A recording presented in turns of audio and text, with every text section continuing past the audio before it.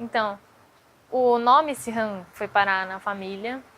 A história que eu sei é que a minha avó tinha uma vizinha que era muçulmana e que era muito boa com ela, e o nome dessa vizinha era Sirhan. E sempre que eu pesquiso Sirhan, geralmente aparece como um nome muçulmano mesmo. E ela decidiu homenagear essa vizinha, dando o nome da filha dela de Sirhan também. E quando a minha mãe ouviu esse nome, ela achou muito bonito. Ela falou que se ela tivesse uma filha, se chamaria Sirhan. Mas é uma vontade que eu tenho de conhecer a Síria. Eu acho que é um país que carrega muita história. Mas eu não, infelizmente eu não sei quando vai ser possível conhecer. Mas é uma vontade assim que eu tenho de conhecer o Oriente e tal. Então, o meu pai veio de uma vila bem pequena, ele teve 13 irmãos, então era muita gente. E a minha avó teve todos os filhos em casa. E ele conta histórias de que ele nadava no rio Tigre quando ele era pequeno e que ele quase se afogou. Não sei se é verdade. E que ele, sei lá, que ele fugia da escola, ele não gostava de ir pra aula. Ele gostava, tipo, um moleque de rua, vivências, né? Ele veio pro Brasil muito jovem e, obviamente, eu acho que ele sente falta de vivenciar o cotidiano que ele vivenciava na infância dele, assim. De estar sempre cercado a todo momento por essa cultura. Então, acho que uma das formas que ele encontra é escutar música, independente de qual música for, se tipo, sei lá, é o pop árabe, sei lá, é o, sei lá, sertanejo árabe, sabe assim? Acho que independente disso, ele ouve porque, sei lá, algum amigo recomendou ou gravou um CD pra ele e ele ouve no carro.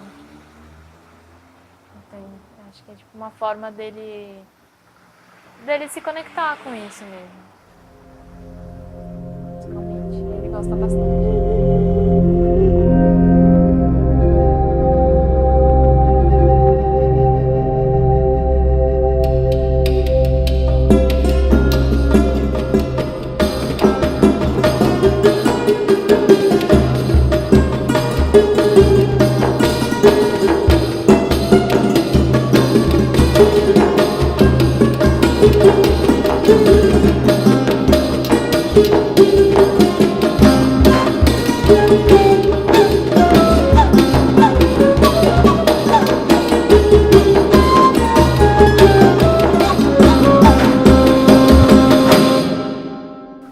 Meu nome é Sirhan, eu sou estudante de comunicação social com foco em jornalismo e, além disso, eu estudo música na EMESP Tom Jobim.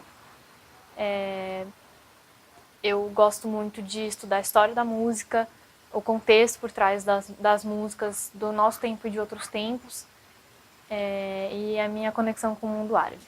A música ocidental, ela funciona muito, não sempre, obviamente. Tiveram movimentos que quebraram com isso que eu vou falar, mas muito pelo sistema tonal. Então a música tem um encaminhamento que já é esperado, e aí esse discurso ele foi repetido tanto ao longo da história que o nosso ouvido se adaptou a esse sistema, né, que é o sistema tonal.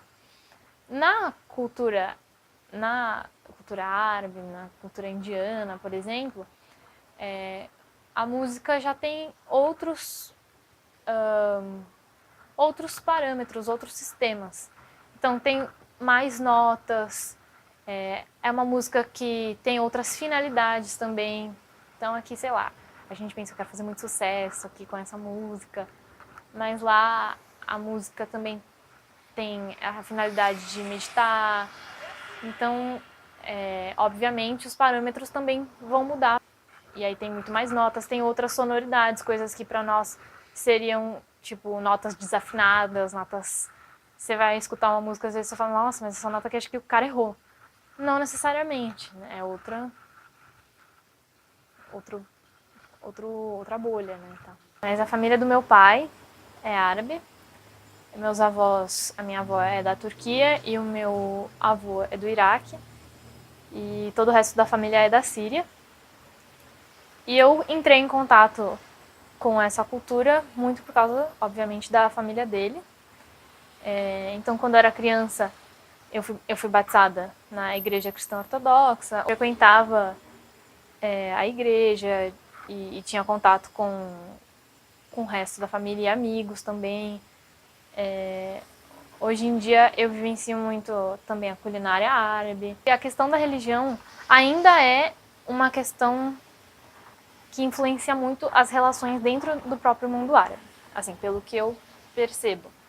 Então, geralmente, as pessoas não esperam que eu seja, sei lá, cristã ortodoxa. Inclusive, eu conto sempre o exemplo de que eu estava numa aula e aí meu professor estava falando sobre a divisão da igreja e perguntou: existe alguém aqui na sala que foi batizado como cristão ortodoxo, algo assim? E eu levantei a mão. E ele falou: você é armena ou descendente de russos? Eu falei: não. A minha família veio da Turquia, do Iraque, da Síria. Não, não, e somos, tipo, foram cristãos ortodoxos. E aí ele fala: nossa, como assim, não esperava e tal. Ele mesmo, professor de história, já de bastante idade, não esperava, né? Eu acho que, obviamente, por causa dos estigmas sempre, que é repetido que árabes são muçulmanos. E a maioria dos árabes são muçulmanos, mas nem todos são. E sim, eu percebo que dentro da própria comunidade árabe existe essa questão de a minha religião é melhor do que essa por x, y motivos. Eu não carrego essa visão comigo, cada um tem a sua crença por determinado motivo, mas em cabeças mais conservadoras isso ainda permanece, assim, nas relações cotidianas, assim mesmo. Tudo era em árabe.